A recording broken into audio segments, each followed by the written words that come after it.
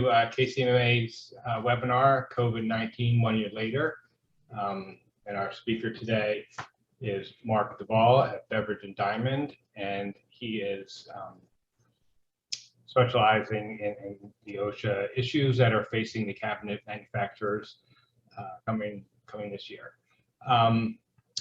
Before we get things going, just a reminder that we're not going to be talking about pricing or competition issues right now,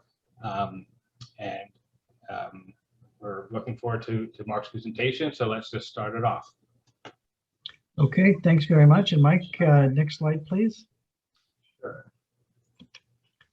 So today we're going to be talking about OSHA and COVID-19. Specifically, OSHA has some requirements. We'll talk about them. OSHA has put out a lot of guidance. We'll talk about that. And OSHA's been enforcing. We'll talk about that. The states have also been pretty active. We'll talk about that. And then we'll end up with some practical tips and best practices. Next slide. So starting first with the OSHA requirements. Next slide. The General Duty Clause. This is Section 5A1 of the Occupational Safety and Health Act of 1970, which says that each employer must provide to his employees employment and a place of employment which are free from recognized hazards that are causing or are likely to cause death or serious physical harm to his employees, with abatement required to the extent feasible. Next slide. No, actually, let's stay on this slide. So just looking at that, there's a requirement for employment and places of employment. That's pretty broad. Free from recognized hazards. Free raises a question, how far do you have to go? Because are you aiming for absolute zero risk? Probably not. Recognized hazards is important because the word recognized is the main piece of due process that employers have from the General Duty Clause. Hazards that are causing or likely to cause death or serious physical harm. So let's talk about that in the context of COVID-19. Places of employment are known to have active cases of COVID-19 among employees. That's a problem because it's so communicable. Is COVID-19 a recognized hazard? Well, these days it's hard to be thinking that it's not. Is it causing or likely to cause death or serious physical harm? Well, yes, unfortunately. So the General Duty Clause would seem to be a primary tool in the toolkit for OSHA. Not so much, however, as it turns out. Let's go to the next slide, the hierarchy of controls. Here you see where OSHA's preferences lie. Personal protective equipment is the least favorite option because that relies on employees doing the right thing and the PPE holding up okay. Things like masks are not particularly reliable and they don't always fit well, that sort of thing. Whereas ventilation systems with high efficiency air filters do a much better job generally of removing the virus from the workplace air. Go to the next slide. In addition to OSHA standards, in addition to the General Duty Clause, there are OSHA standards, and OSHA has primarily been relying on these standards rather than the General Duty Clause, at least up until now. There are standards for respirators, gloves, etc. The key provision is this one. It requires employers to assess the hazards in their workplace by job task and certify that they've done this. If needed, employers need to select appropriate PPE, provide it to their employees, ensure that they use it, and provide appropriate training. So it's very much a performance-oriented requirement, but it is a much cited requirement in the enforcement cases. Next slide. I mentioned that there is a standard on respiratory protection. It's been cited a lot. Again, it's performance-oriented. Employees have to be provided with respirators if necessary, and the selection of them has to be appropriate. That's a pretty weak standard compared to a prescriptive one, but it's what OSHA's got, and they've been enforcing it. There's also a standard for sanitation. You have to be able to wash your hands, and either with alcohol or with soap and water, and so there's a requirement for that. There have been some citations there. Hazard communication. Hazard communication is a limited applicability to the COVID situation because the standard applies to chemicals and specifically does not apply to viruses.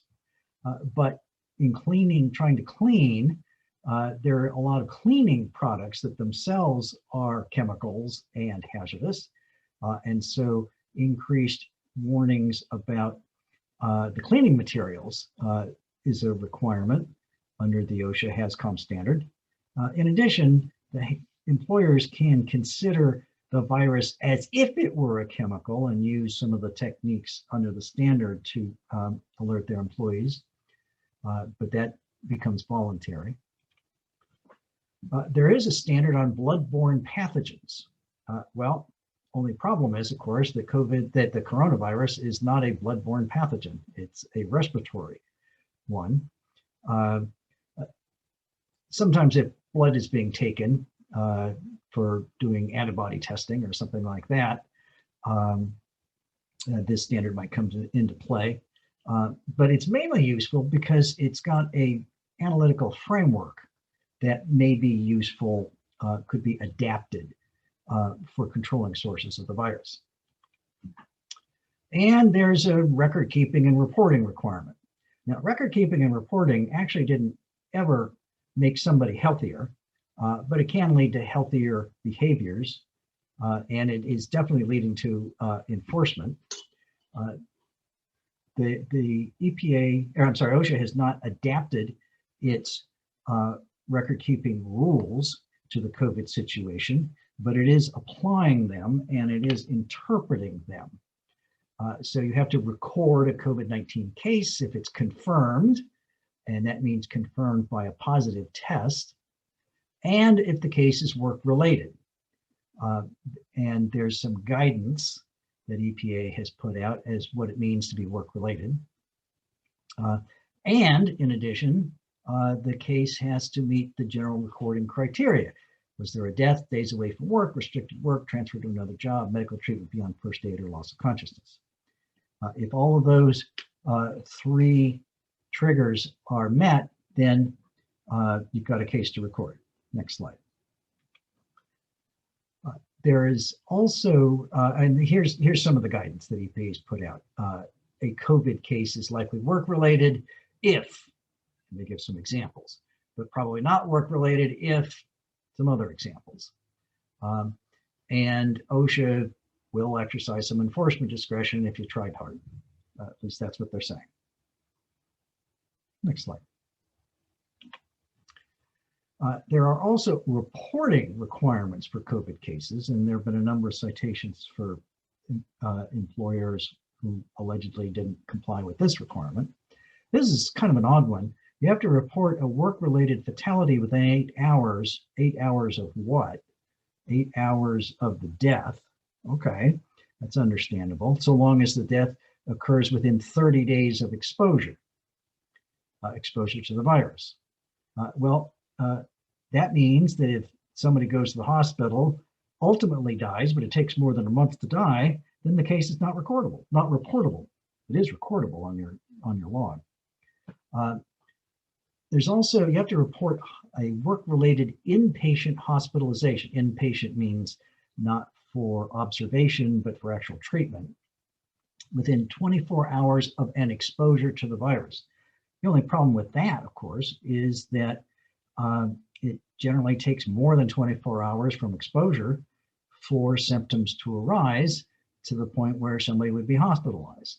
So it's not quite clear to me why OSHA thinks that employers are going to be reporting a lot of inpatient hospitalizations, but it has issued a fair number of citations for not doing that.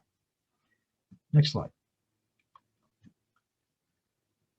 And there is a provision on access to employee exposure and medical records. And here's where you have to keep records of exposure for 30 years, records of medical information for duration of employment plus 30 years. And given how medically oriented a lot of the COVID-19 issues are, this could be a relevant factor. Next slide. So that's what the Trump administration did. Since the inauguration, there's a new sheriff in town, as they say. The day after the inauguration, the new president issued an executive order called Protecting Worker Health and Safety that directed OSHA to issue updated guidance, which happened a week later, and it's on the OSHA website. It also directed OSHA to consider whether to issue a COVID-19 emergency temporary standard, and if so, to issue it by March 15th. Well, we went through what the relevant standards are, and they are not very applicable to the COVID-19 situation. And so there's been a lot of talk for a year, more than a year, about how OSHA needs to have a standard applicable to the COVID-19 situation. And it turns out that Section 6C of the Occupational Safety and Health Act gives OSHA a mechanism. It can promulgate an immediately effective emergency temporary standard that goes into effect right away if the standard is necessary to address a grave danger, and it's necessary to be able to address that grave danger. Well, OSHA staff developed a draft emergency temporary standard on COVID, apparently back in March 2020. But the political appointees decided, no, we're not going to do that. So here we are over a year later. The staff does have a national emergency temporary standard draft. In addition to working on the draft, OSHA was directed to look for ways to improve enforcement and to issue a national emphasis program on COVID, which it did, and to coordinate with states, agencies, labor unions, etc. So there's been a lot going on in this area since the inauguration. The emergency temporary standard has dominated the discussion, though. It's effective until superseded by a permanent standard. OSHA has 6 months to apply, 6 months to adopt a permanent standard, which is really, really fast for OSHA. And there's the option for variances. I mentioned that they've been working on this. As of yesterday, yesterday, I have an update on their efforts. Quote, Secretary of Labor Walsh, reviewed the materials on the emergency temporary standard draft and determined that they should be updated to reflect the latest scientific analysis of the state of the disease, said a Department of Labor's spokesperson yesterday. In light of the vaccination rates and the spread of more infectious and more deadly variants. So there's a real question as to whether OSHA will issue an emergency temporary standard or not. There is a lot of pressure on them to do so. And if there is an emergency temporary standard, there'll be a lot of news about it because every employer in the United States possibly could be affected by it. There's also talk of having 2 emergency temporary standards, one for healthcare settings where you're dealing with patients, and another one for everybody else. It's yet to be determined. The spokesperson did say, we hope to move the standard to the next level, meaning OMB review, very soon. So they haven't given up on the idea as of yesterday. Next slide. So that's the standards. Let's talk about the guidance. Back in March of more than a year ago, Osha put out its first guidance on COVID-19, reminding employers of the existing standards. We talked about those just now, and making a number of recommendations. The first of which is to develop a plan. That plan idea is very likely to be a central part of the emergency temporary standard if it comes out. It's a key part of the CDC guidance. It's a key part of state requirements, which we'll talk about briefly. And so it is something that every employer should have. Is it a requirement to have it? No, at least not in most states, but it is an excellent idea. And if you don't have one, I encourage you to develop one. And the plan should include how you're going to implement social distancing, masks, etc. One of the key aspects that the Biden administration has been focusing on recently is avoidance of retaliation against employees who complain about allegedly inadequate precautions to protect employees from COVID-19. OSHA has an anti-discrimination provision, and the Biden administration has indicated that they are very interested in retaliation cases. But even under the Trump administration, apparently 313 COVID-19 retaliation cases were filed last year. Now, these were not filed with OSHA necessarily. Some of them were filed in court for wrongful termination, that sort of thing. But retaliation remains a big concern. If employees complain, listen to their complaints, don't fire them or discipline them for raising these issues. That's my advice. Next slide. OSHA also has guidance on returning to work. And I won't go through the specifics, but it goes into a fair amount of specifics about things to consider before your workplace goes back to work. Next slide. So there was that guidance plus a lot more. Under the Biden administration, OSHA reissued and updated and expanded the previous guidance. And it covers all of these different topics in a fair amount of detail. I strongly encourage each of you to go onto the OSHA website. The first thing you see when you go on the OSHA website is their coronavirus webpage. So connect to that, and right there will be the current OSHA guidance. Once again, the focus is having a plan that has elements. The next slide. There's guidance on record keeping and reporting of cases and some helpful FAQs. You should be paying attention to those. And there's guidance on enforcement, how OSHA is going to enforce the standards and general duty clause and so forth. 9 of them have been issued. So some of them are more focused on the healthcare setting, but some of them are definitely relevant to general industries such as kitchen cabinet manufacturing. All of these are easily found on the OSHA website. OSHA has also been making an effort to put out industry-specific guidance, relatively brief, relatively easy to understand. As you can see, they got a lot of them.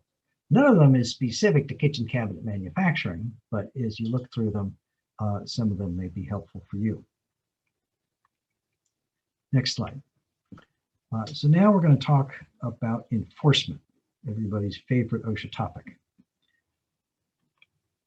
Next slide. So federal enforcement, OSHA got started in citing employees back in July of last year, issuing citations issued to a nursing home. In August, next month, they issued some more citations. And through October, they ended up issuing 285 citations for citing the standards that I had mentioned. There were during the entire Trump administration during the pandemic, there were a grand total of 2 enforcement cases alleging violations of the General Duty Clause, both against meatpacking plants. Next slide. So you remember that President Biden, in the executive order, directed OSHA to take a look at enforcement. And there was a Department of Labor Office of Inspector General report that came out in February, taking a look at enforcement regarding COVID under the Trump administration. And let us say that they were not too impressed with what OSHA had done. They did receive a lot of complaints and a lot of referrals. The number of OSHA inspections dropped considerably during the same period. And the OIG report called for a stepped up enforcement. Next slide. Here's a graph that shows how the complaints went up. The inspections, the red line, went down. A lot of the inspections, one of the reasons for this was OSHA didn't want to send its inspectors out to workplaces where they could get infected. So OSHA resorted to telephone calls, basically, without actually showing up to see inspections, to see workplaces. That's changing. Next slide. It's changing because of the new national emphasis program that was mandated by the executive order issued not quite a month ago. It is a lengthy document that tells OSHA inspectors and also the public about OSHA's future efforts, and actually they've already gotten started on this, related to protecting employees from COVID-19 from an enforcement perspective. There are a series of appendices that tell OSHA where to put its priorities for sending inspectors, and it emphasizes don't really hammer employers who retaliate against their employees. Next slide. So what are the priorities that are spelled out in the appendices of the National Emphasis Program Directive? Well, top is healthcare, because it's the doctors and the staff that are dealing with people who are actively infected day after day, and they may be taking care, but they may not be taking sufficient care. So that's where the top focus is.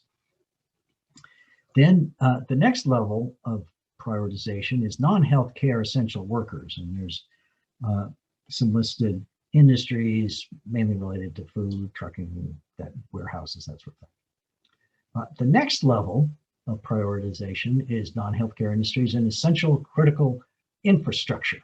These are workers who are likely to have the highest frequency of close contact exposures to the public or to coworkers, resulting from their on-site work-related duties. And there's a list of NAICS codes, one of which is yours.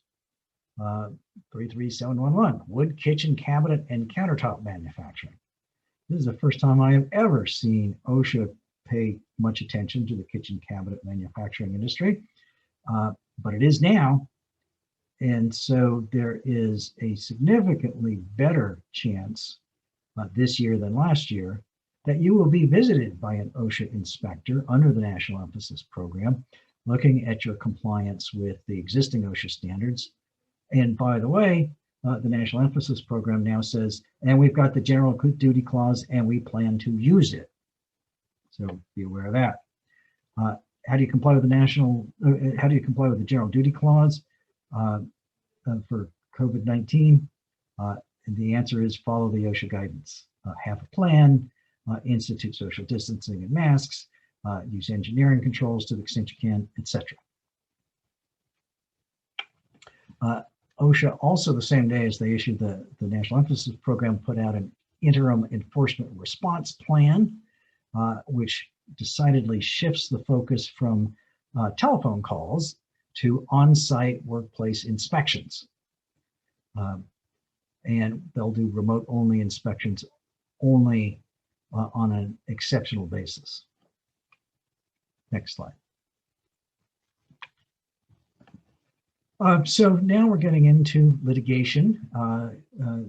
There's been lots of court cases filed, state court, federal court, related generally by employees, either against their employers or against OSHA for not doing more. They've been alleging various common law torts, as well as OSHA-related provisions. Amazon has been a particular focus of these lawsuits. The meatpacking industry as a whole has had extremely high COVID-19 infection rates. Workers are literally standing lines shoulder to shoulder, and so there is no hope of social distancing, and lo and behold, they've gotten infected. There have been some employees sued OSHA for not doing more to protect them. That case just got dismissed. There are a number of barriers to these kinds of cases. Generally, you can't sue your own employer for injuring you because you've got workers' compensation. There's the question of, well, OSHA's under the Supremacy Clause of the United States. OSHA is the supreme law of the land compared to state law, where OSHA has an applicable standard. As we've seen, OSHA doesn't have a whole lot of applicable standards. It's got some. And so to the extent that the complaint alleges that OSHA did not, or that the employer did not comply with OSHA standards, there may be preemption. But we've also seen in some of these court cases that the courts just are reluctant to tell OSHA how to do its job. And they have generally deferred to OSHA under the doctrine of primary jurisdiction. But I've got to tell you, there are a lot of these lawsuits still pending and more of them coming. Next slide. So that's a quick run through for federal OSHA. Let's talk about what's been going on at the state level. Next slide. So OSHA, the Occupational Safety and Health Act of 1970 has a strong federalism provision in it, Section 18. And any state can assume jurisdiction over its own OSHA program by submitting a state plan to federal OSHA and federal OSHA approving it. The states in sort of the medium blue are states that have submitted state plans to OSHA and OSHA's approved them. The states, and so like for instance, the whole West Coast, Washington, Oregon, and California, all have their own state plan programs. The light blue, like Texas and Pennsylvania and Florida, those are federal OSHA jurisdiction states. The very dark blue, like Illinois and New York, are also OSHA jurisdiction states with one exception. Those states have state plans for state employees, state and local employees, governmental employees, because OSHA doesn't apply to governmental employees. So some states have filled that gap through a very limited state plan, but federal OSHA regulates them for all other aspects. So roughly half the states operate their own state plan. So what have they been doing? Well, some of them have been adopting emergency temporary standards. There are 4 of them out there right now. Virginia was the first. Theirs came out in July, and they have already promulgated a permanent standard. That came out in January. There's Michigan, there's Oregon, and California. Of these four, California is both the most recent one, but it's also the most intense one. If you have workplaces in California, or really any of these four states, I strongly encourage you to have a look at them because they're the law of the state. And it doesn't matter what federal OSHA has, because those emergency temporary standards are in effect in those states. What do the emergency temporary standards at the state level have in the way of provisions? Well, they have these provisions: social distancing, face masks, ventilation. They don't want, they prohibit the employer from allowing sick employees to come to work. They require training about how to prevent transmission. They require cleaning, and so forth. So these provisions are likely to show up in a federal emergency temporary standard if we have one. Next slide. If OSHA, federal OSHA adopts emergency temporary standard, the general rule, whenever OSHA adopts a standard, state plan states have 6 months to adopt an equivalent standard. Now, the 4 states with an emergency temporary standard already are likely to say, well, ours is equivalent, and there's a good chance that OSHA would agree. Everybody else has to adopt an emergency temporary standard on their own.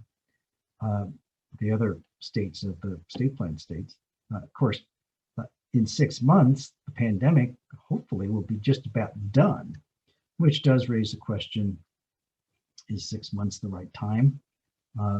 It also raises the question, is federal OSHA going to adopt a temporary emergency standard given where we are in the pandemic? An open question. Next slide. In a lot of states, both state plan states and federal OSHA jurisdiction states, the governors have been getting into the act by issuing executive orders. New Jersey, California, Oregon, lots of them. And they have covered portions of what the emergency temporary standards address, but it's all kind of a theme. They're all variations on what the CDC has been recommending. And sometimes they're updated as the CDC guidance changes. For your state, where you have operations, I encourage you to check with the governor's office to see if there are executive orders applicable to your workplace. By the way, if your workplace is in a federal jurisdiction, federal OSHA jurisdiction, there may be some question about preemption, but remember, OSHA doesn't have many standards that are applicable. In the absence of an OSHA standard, there's no preemption. Next slide. California has done more than just adopting a temporary emergency temporary standard. They've adopted a couple of laws.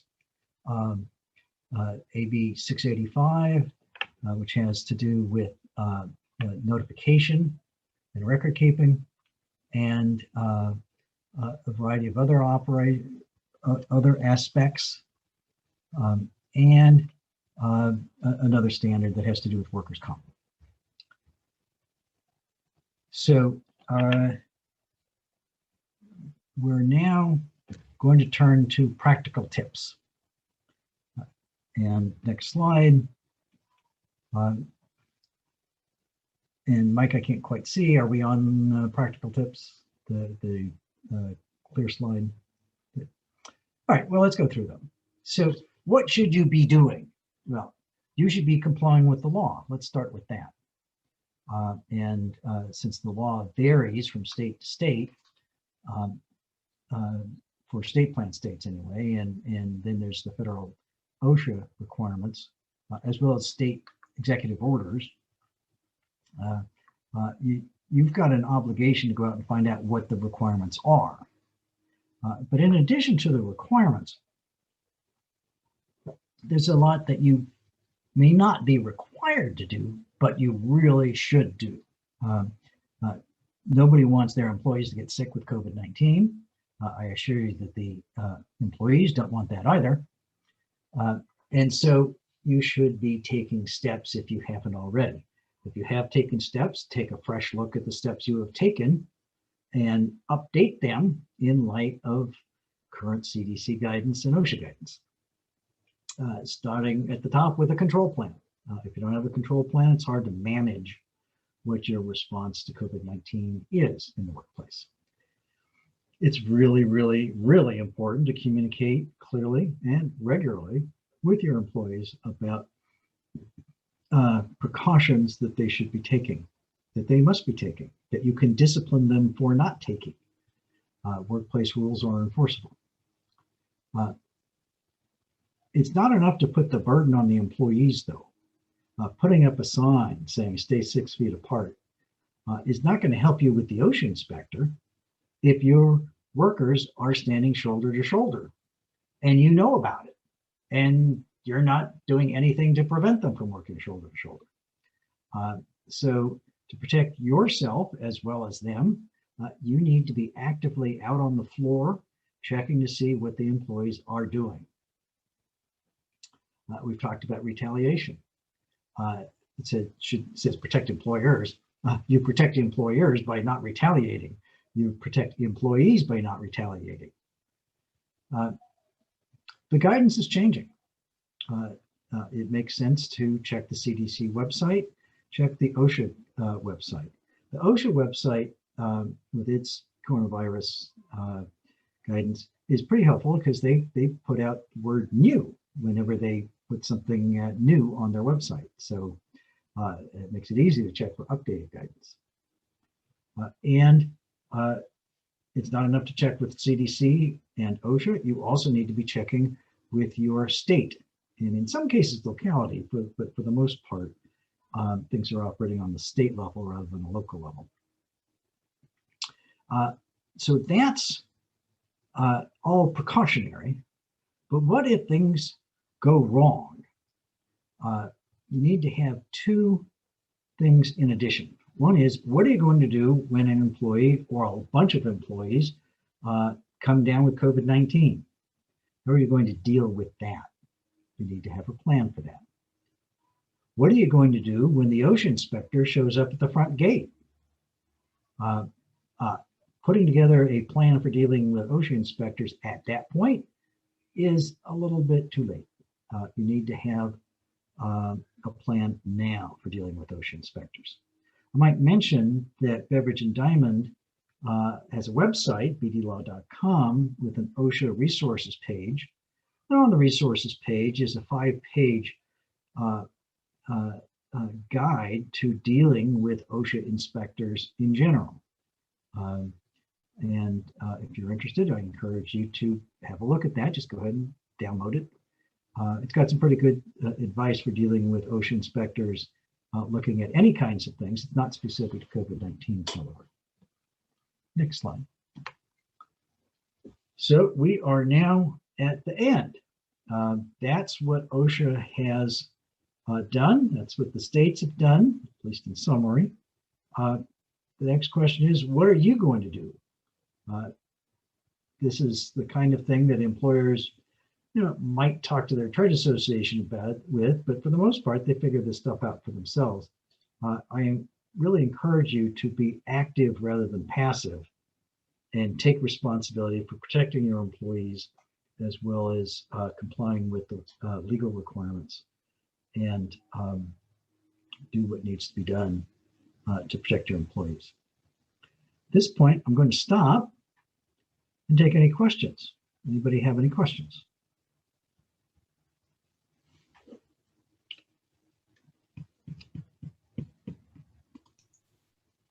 If anyone has questions, you can either type it into the chat room, or if you want to go ahead and unmute yourself and just ask the question.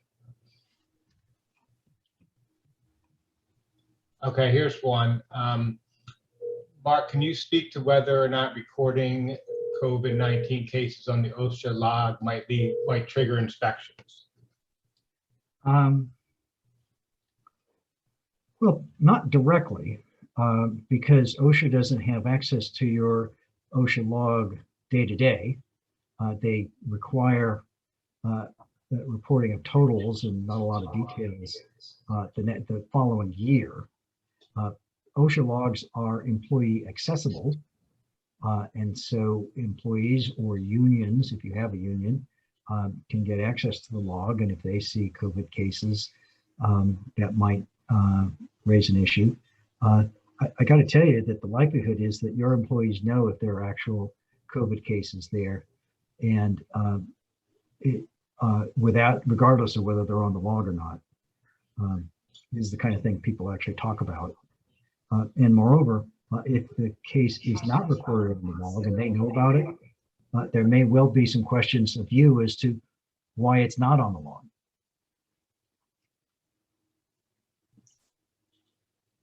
Okay, next question is, does the company need to provide separate restroom facilities for visitors? No, I don't think so. They separate from restroom facilities provided to employees? I don't think so.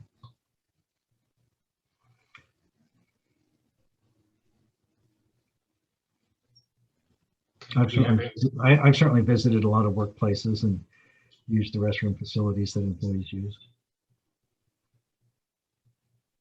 Next question is, how does the vaccine play into requiring masks? So I guess if your employees are vaccinated, do they still need to wear masks? I would say yes. That's the CDC guidance. CDC guidance is that it's really a three-pronged protective plan. One is masks, second is social distancing, third is vaccination. For example, they're studying, but they haven't come up with any conclusions yet about whether vaccinated people can nevertheless can spread the virus. They just don't know, and until they know, they're making sort of the default assumption that that could happen. And so it's pretty clear from the CDC, and OSHA takes the same perspective, that unless and until the guidance changes, all three pillars are important. And in the absence of vaccinations, of course, the first two are critical. Okay, and hopefully you can understand this question better than I can. What determines employee-to-employee transmission? Certainty of preponderance standard, 51%. So there is, I think what this has to do with is whether a COVID case is work-related or not.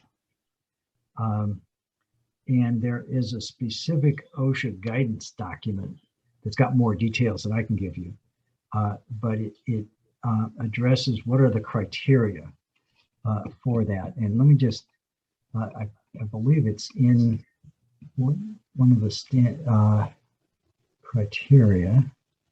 Let's see.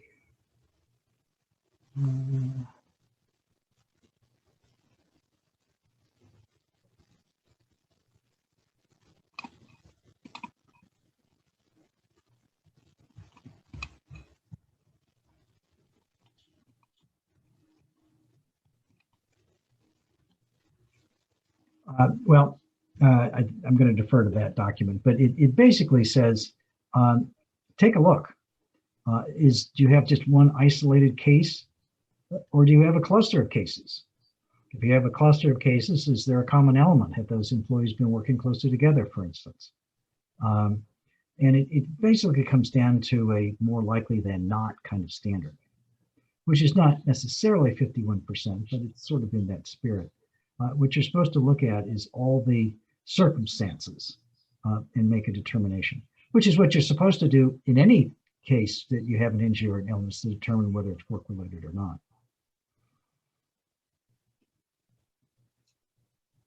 Next question is, when a delivery is made, should the driver of the truck be required to have his temperature checked before entering the facility? Temperature check? Temperature checks are advised. They're not mandatory. There is guidance that OSHA has put out on for the delivery people, which is more sort of the trucking side of things. Employers who receive deliveries of shipments and so forth should have their own plan for dealing with site visitors. Site visitors can include truck drivers or Federal Express drivers. And so your plan should address site visitors. And I can tell you that a lot of people are requiring, a lot of employers are requiring temperature checks. Are you going to be cited for not having a temperature check? I doubt it. But it is definitely another tool in the toolkit. So the sort of a follow-up question, I think you did answer it, but maybe explain a little bit more. So if UPS does not allow its drivers to wear masks, what is the expectation of OSHA to protect our employees when the UPS driver comes into the facility?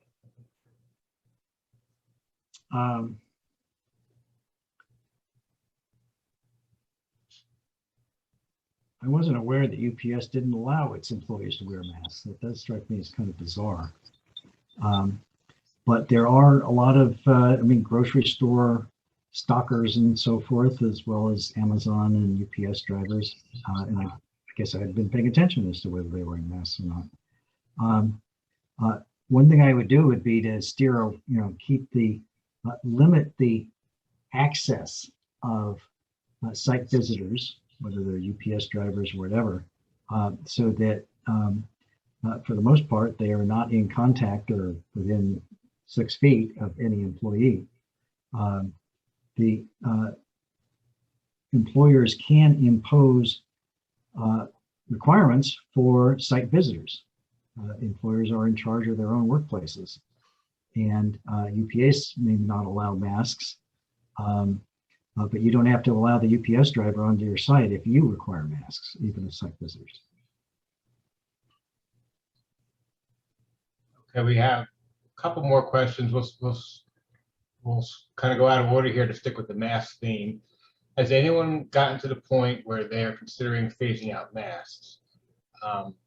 So if your company is starting to phase out masks, how do you address and approach this? And are there certain qualifications needed to get to that point? I have not heard of companies phasing out masks. I know my own law firm requires masks if you're in the office. I think it's a bad idea at this point to phase out masks. The CDC guidance does not encourage, doesn't even contemplate the idea that you would not be wearing masks. Wearing a mask is regarded as a foundation of the CDC guidance. Now, places like Texas and Florida don't require masks as a matter of state law, but you as the employer are in charge of your own workplace, and I would strongly encourage you to maintain mask requirements until such time as the CDC guidance changes and says masks are no longer necessary. Does OSHA distribute, or is there another place to get videos that employees can watch, demonstrating safe guidance practices, social distancing, hand washing, proper dust mask usage? I'm not aware of the OSHA website or the CDC website having videos. There are some relatively simple guidance documents out there, simple in the sense that most people should be able to understand them. And at least on the OSHA guidance, I believe a lot of this is available in Spanish. There may be commercial videos available. I'd start with YouTube.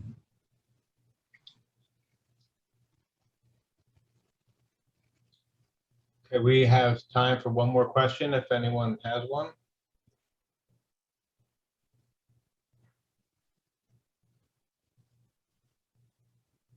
All right, well, it looks like we're ready to wrap up. Thank you very much, Mark. That was fantastic. And I would like to apologize for some of the technical difficulties we had earlier. But you know, that's kind of the where we are in life right now. That's right. I want to say thanks to everybody for listening. If you have questions, feel free to reach out to me. And